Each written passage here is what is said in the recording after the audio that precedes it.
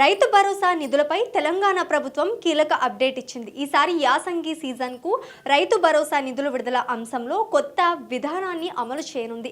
ఇకపై సాగు చేసిన భూమికి మాత్రమే రైతు భరోసా అందనుంది. ఇందుకోసం శాటిలైట్ మ్యాపింగ్ విధానాన్ని ప్రవేశపెట్టనుంది. ఈ టెక్నాలజీతో నిధుల దుర్వినియోగాన్ని అరికట్టి అర్హులకు మాత్రమే సాయం అందించాలని ప్రభుత్వం భావిస్తోంది. అయితే ఈ ప్రక్రియ వల్ల నిధుల విడుదల ఆలస్యం అయ్యే అవకాశం ఉందనే వాదన వినిపిస్తోంది.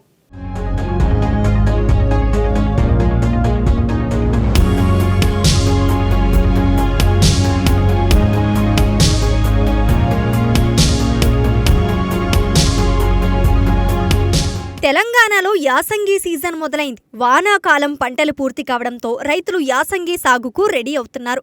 ఈ క్రమంలో ప్రభుత్వం అందించే రైతు భరోసా సాయం కోసం రైతులు ఎదురు చూస్తున్నారు. ఈ నేపథ్యంలో రైతు భరోసా నిధుల విడుదలపై మంత్రి తుమ్మల నాగేశ్వరరావు కీలక ప్రకటన చేశారు.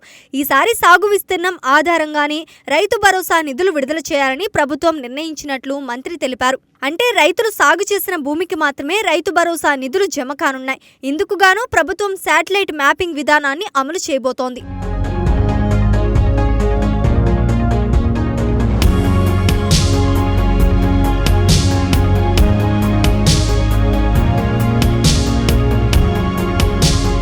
యాసంగి సీజన్కు సంబంధించి రైతు భరోసా నిధులు జమ చేసేందుకు గాను శాటిలైట్ ఇమేజరీ ఆధారిత సాంకేతిక వ్యవస్థను అమలులోకి తీసుకురానుంది ప్రభుత్వం.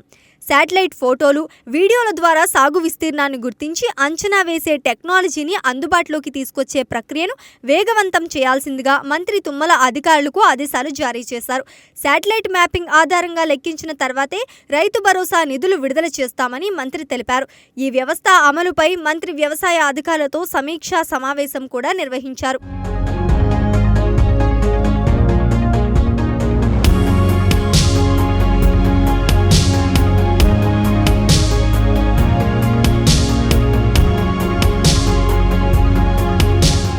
ప్రభుత్వం తీసుకునే ఈ నిర్ణయం వల్ల యాసంగి సీజన్ రైతు భరోసా ఆలస్యమయ్యే అవకాశాలు కనిపిస్తున్నాయి.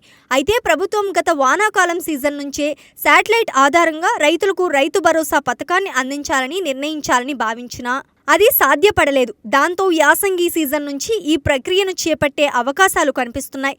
రైతు భరోసా నిధులు దుర్వినియోగం కాకుండా కేవలం సాగు చేసిన రైతులకే నిధులు అందించేందుకు గాను ప్రభుత్వం ఈ టెక్నాలజీ సాయం తీసుకోనుంది.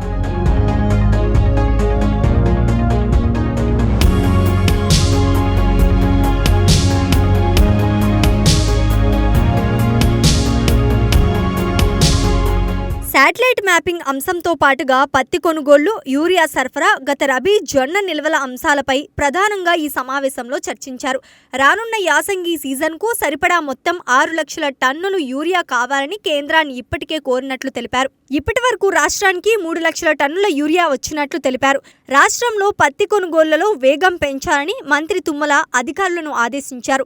ప్రస్తుతం రాష్ట్రంలో అన్ని జిన్నింగ్ మిల్లులు ప్రారంభమైన నేపథ్యంలో ఏమాత్రం ఆలస్యం చేయకుండా పత్తి కొనుగోళ్లు ప్రారంభించాలని, స్లాట్ బుకింగ్లో రైతులు ఎదుర్కొంటున్న సమస్యలు, ఇబ్బందులను వెంటనే తొలగించాలని అధికారులకు సూచించారు.